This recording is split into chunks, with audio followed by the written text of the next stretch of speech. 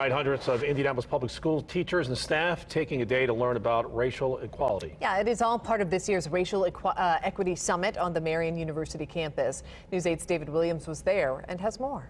They're not. Inside this workshop, thoughts and information flow.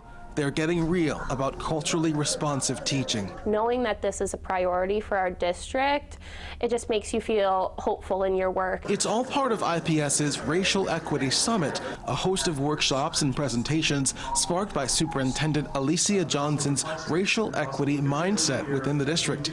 That's one of the district's 6 main priorities this school year.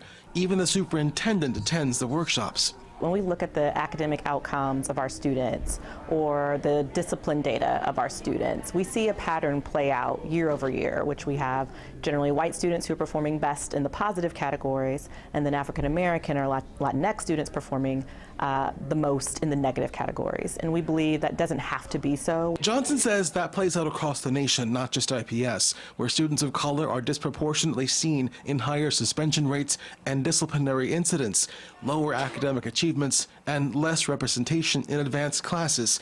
These educators wholeheartedly believe they've got the real ability to change that. I have been now with IPS almost 58 years, and I have never seen it rise to this level. We are finally at a level where this equity mindset is a priority.